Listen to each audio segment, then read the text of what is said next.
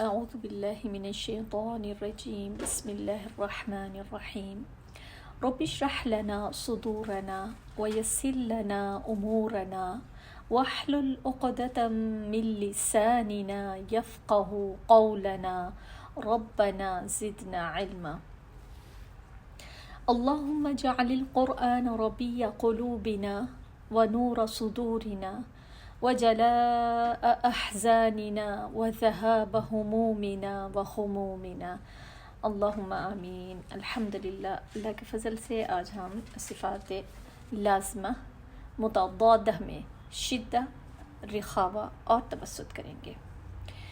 شدہ کے لغوی معنی ہوتے ہیں سختی یا قوت کے، اور جن حروف میں یہ صفت پائی جاتی ہے ان کو کیا کہتے ہیں؟ حروف شدیدہ۔ ان حروف کی ادائیگی کے بعد مخرج میں آواز ایسی قوت اور سختی سے ٹھہرتی ہے کہ آواز بند ہو جاتی ہے۔ کیا ہو جاتی ہے؟ بند ہو جاتی ہے۔ اب شدیدہ، شدت کے میننگ میں بھی اگر ہم سوچتے ہیں تو اس میں کیا ہے؟ قوت۔ اور کسی چیز میں اگر شدت ہوگی تو قوت ہوگی، تو جب جس میں شدت ہوگی، قوت ہوگی، جب وہ اپنے مخرج میں جو آواز ہوگی پھر کیا ہوگی؟ بند ہو جاتی ہے، جس کی وجہ سے اس کی قوت اور شدت سنائی دیتی ہے۔ یہ 8 حروف ہیں جن کے مجموعے کو ہم اجیدو کا قطبتہ کہتے ہیں۔ اجیدو کا قطبتہ، حمزہ، جیم، دال، قاف، طا، با، کاف اور تا۔ الحمدللہ، جیسے بسم اللہ، اب دیکھیں اس میں شدت محسوس ہو رہی ہے، شدت۔ با ہمارا کس میں آیا تھا؟ با ہمارا مجہورہ میں بھی آیا تھا، ٹھیک ہے، اور ہمارا با کس میں آیا تھا؟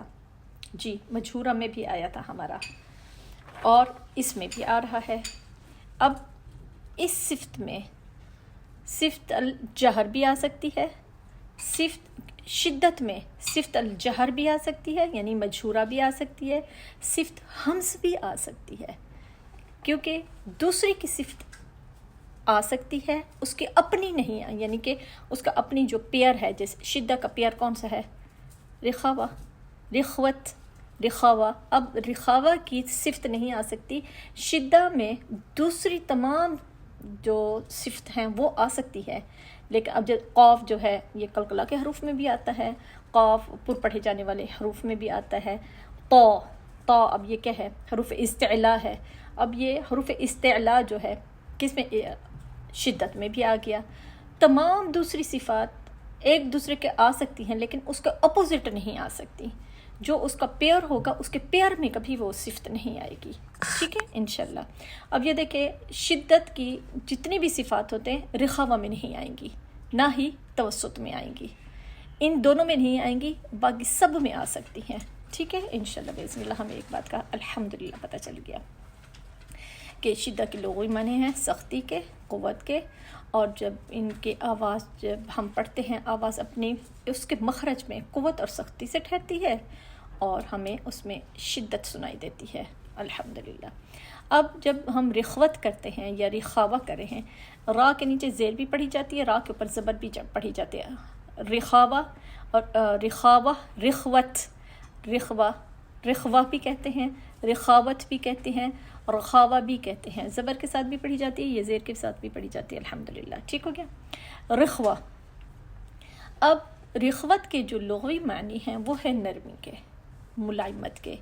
جن حروف میں یہ صفت پائی جاتی ہے ان کو رخوہ کہتے ہیں۔ ان حروف کی ادائیگی کے وقت مخرج میں آواز ایسی نرمی سے ٹھہرتی ہے کہ آواز جاری رہتی ہے، آواز جاری رہتی ہے۔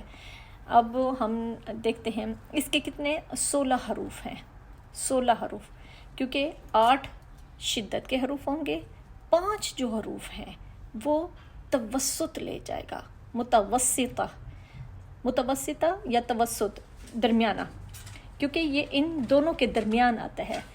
رخاوہ اور شدہ کے درمیان ان کا ایک بچہ آتا ہے توسط، درمیانہ، وہ 5 حروف لے جاتا ہے۔ جس کی وجہ سے باقی ہمارے پاس 16 حروف بچتے ہیں۔ اب ان 16 حروف کو ہم دیکھتے ہیں، ث، ح، خ، ذ، ظ، سین، شین، ص، ض، ظ، غین اور فا۔ کتنے حروف ہو گئے؟ 16 حروف رخاوہ کے ہو گئے ہیں۔ الحمدللہ ہمیں سمجھ آ گئی۔ اب رخاوہ اور شدہ کے درمیان ان کا آ جاتا ہے ایک بچہ، اس کو کہتے ہیں توسط، المتوسطہ، التوسط، یہ اس کے نام ہیں۔ اب توسط کے لغوی معنی ہیں کہ اس کے لغوی معنی درمیانی حالت۔ توسط کیا ہے؟ درمیانہ، متوسطہ، جس طرح ہمارے ہاں کہا جاتا ہے نا متوسط لوگ ہیں، یہ ہمیں ہمیشہ متوسط رہنا ہے، ہمیشہ درمیانی، ہمیشہ نبی پاک صلی اللہ علیہ وسلم کی حدیث ہے کہ توسط کو پسند کیا گیا ہے، متوسط کو، درمیانی چیز کو، نہ بہت زیادہ اوپر نہ بہت زیادہ نیچے، توسط کو ہمیشہ۔ اب یہ متوسط، اب اس کے لغوی معنی ہے درمیانی حالت۔ جن حروف میں یہ صفت پائی جاتی ہے ان کو متوسطہ، درمیانہ، متوسطہ کہتے ہیں۔ ان حروف کو ادا کرتے وقت آواز میں نہ تو شدت ہوتی ہے نہ ہی رخاوہ کی طرح وہ نرم ہوتا ہے۔ شدہ کی طرح، شدیدہ کی طرح نہ بہت زیادہ یہ شدید ہوتا ہے، سختی ہوتی ہے، نہ ہی رخواہ کی طرح نرمی ہوتی ہے، بلکہ یہ درمیانی، توسط، درمیانی حالت میں ہوتا ہے۔ اس کے 5 حروف ہیں، لام، نون، عین، میم اور را۔ لن عمر، اس کے مجموعے کو لن عمر کہتے ہیں۔ الحمدللہ ہمیں سمجھ آ گئی، کچھ بھی مشکل نہیں رہا، کچھ بھی، الحمدللہ اللہ سبحانہ تعالیٰ نے اس کلام کو آسان رکھا ہے۔ اللہ نے، کسی کی مجال نہیں جو یہ کہہ سکے کہ بھی نہیں یہ تو بہت مشکل ہے، نہیں یہ سمجھ نہیں آ رہی، ایسا بالکل بھی نہیں ہے۔ اگر کوئی ایسا کہتا ہے اس کا مطلب ہے ہم اس چیز کا انکار کر رہے ہیں۔ اللہ کہہ رہے ہیں آسان ہے تو ہمارا ایمان ہے کہ یہ آسان ہے، تو ہم نے کیا کرنا ہے؟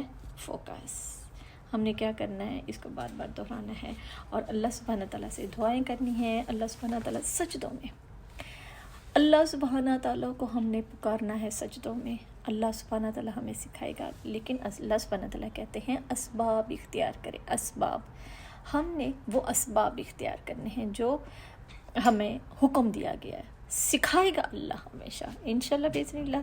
حکمت سے اور محبت سے دوسروں کے ساتھ شیئر کرنا ہے، کیونکہ جو نعمت ہمیں ملتی ہے ہمارا دل کرتا ہے اس کو دوسروں کے ساتھ دوسروں کو دیں، وہ ہمارے شریک ہوں، کہ ایک اللہ سبحانہ تعالیٰ کا کلام اتنے آسانی سے سیکھا ہے، اس کو پھیلائیں اور اس کو بار بار سمجھیں، کریں، انشاءاللہ کچھ بھی مشکل نہیں ہے۔ اللہ سبحانہ تعالیٰ ہم سب سے راضی ہوں۔ السلام علیکم ورحمۃ اللہ وبرکاتہ۔